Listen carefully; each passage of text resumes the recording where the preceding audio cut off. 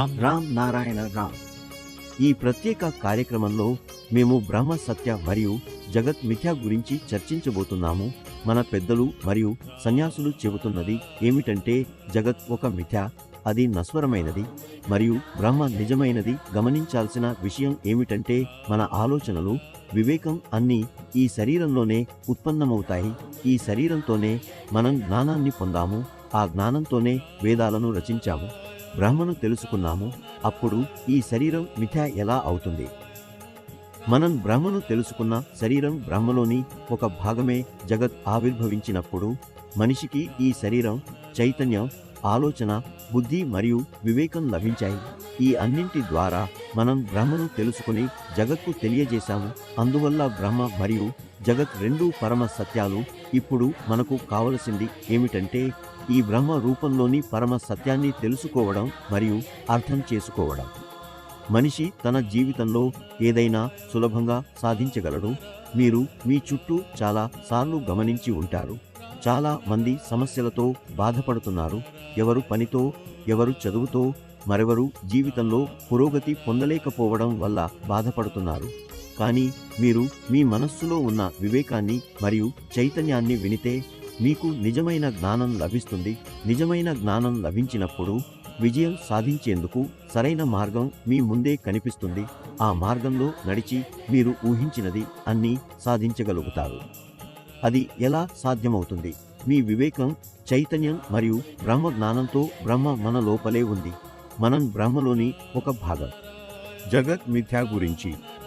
జగత్ మిథ్య కాదని చెప్పగలం, ఎందుకంటే జగత్ ఎప్పటికప్పుడు మారుతూ ఉంటుంది. జగత్లో జరిగే ఈ మార్పులే మనల్ని మన లక్ష్యం వైపు నడిపిస్తాయి. మనిషి తనకు అనేక అడ్డంకులు, భయాలు, ఇబ్బందుల నుంచి బయటపడగలడు. బ్రహ్మ సత్యాన్ని గుర్తిస్తే మరియు ప్రకృతితో కలిసిపోతే. అదేవిధంగా రామ్ నారాయణ రామ్ జపం చేయడం ద్వారా. రామ్ నారాయణ రామ్ అనే పేరులో అర్థం. రా అనేది విశ్వంలో ప్రవహిస్తున్న శక్తిని సూచిస్తుంది. మా అనేది మనం విశ్వంలో ఉన్న మొత్తం విషయాలను చూడలేమని సూచిస్తుంది. రామ్ అనే పేరును జపించినప్పుడు మనం సంపూర్ణ విశ్వాన్ని ఆహ్వానిస్తాము. నా అనేది విశ్వంలో ఉన్న అణువులు, పరమాణువులు, గెలాక్సీలు లేదా ఏది ఉన్నా అన్నింటినీ సూచిస్తుంది. రా శక్తిని మరోసారి గుర్తు చేస్తుంది. యా అనేది మన 5 మూలకాలు, ఆకాశం, భూమి, నీరు, గాలి మరియు అగ్ని అన్నింటినీ కలిగి ఉంటుంది. నా అనేది ఇంకా గుర్తించని గ్రహాలు, బ్రహ్మాండాలు మరియు శాస్త్రం ఇంకా కనుగొనని అనేక విషయాలను సూచిస్తుంది. రామ్ నారాయణ రామ్ అనే పేరును జపించినప్పుడు విశ్వంలో ఉన్న ప్రతిదీ ప్రాణులందరినీ ఆహ్వానించి నమస్కరించినట్టే అవుతుంది. కలియుగంలో రామనామ మహత్యం. ఇప్పుడున్నది కలియుగం. సత్యయుగంలో జీవుల ఆయుర్దాయం 1,00,000 సంవత్సరాలు ఉండేది. అప్పట్లో ప్రజలు కఠోర తపస్సు చేసేవారు. తరువాత త్రేత యుగం వచ్చింది. అందులో ఆయుర్దాయం కొంచెం తగ్గింది. ఆ యుగంలో హవనాలు, యజ్ఞాలు ప్రధానమైనవి. ద్వాపరయుగంలో ఆయుర్దాయం మరింత తగ్గింది. ఆ యుగంలో ప్రేమను ప్రోత్సహించారు.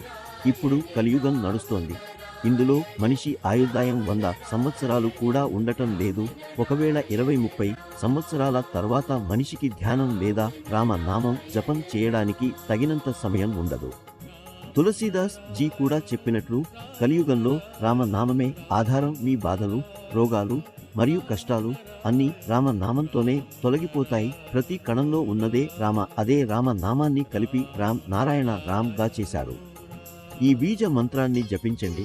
మీ జీవితంలో సానుకూల మార్పులు చూడండి. రామ్ నారాయణ రామ్ అనే నామంలో ఒక శాంతి ఉంది, శక్తి ఉంది.